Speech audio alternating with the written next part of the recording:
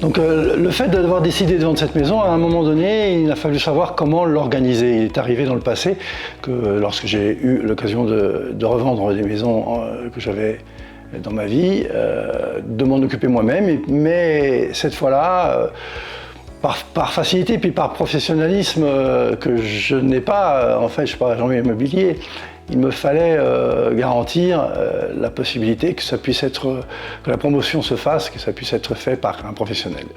Dans le coup, je me suis adressé à une agence immobilière qui m'avait été conseillée et à ce titre, ça m'a permis de me garantir le bien fondé de l'organisation structurelle de la vente, tant sur le plan juridique que sur le plan promotionnel. Cynthiana, qui est donc la responsable de cette agence, est venue nous voir.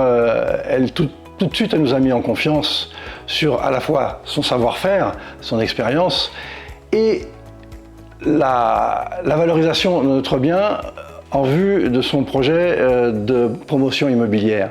On a trouvé vraiment une osmose de communication et à ce moment-là, ça nous a permis de lui donner ce mandat aveuglément, d'autant plus qu'on ne vit pas à l'année ici. Et c'est très important que pendant la période où nous ne sommes pas là, que la promotion immobilière puisse continuer à se faire de manière journalière. Et ça a été très efficace. Elle a visualisé beaucoup plus de choses plus largement au-delà du bien immobilier à vendre. Le rapport à la personne, la convivialité entre les personnes, c'est quelque chose qui l'anime.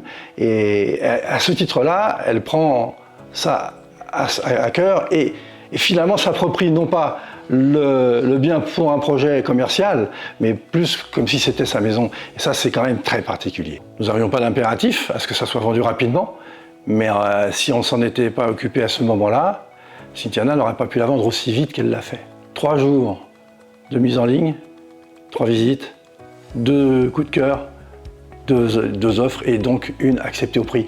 Ça, c'est quand même assez exceptionnel. Nous avons été à l'écoute de l'estimation qui a été faite par cet agent immobilier qui, grâce à son expérience du terrain, du secteur, a pu nous dire et nous cibler sur la valeur maximum à proposer. Souvent, les acheteurs en veulent beaucoup plus que ce que ça vaut réellement et traînent avec pendant des mois et des fois n'arrivent jamais à avoir des gens qui achètent dès lors que leur estimation et leurs prétentions sont trop élevées.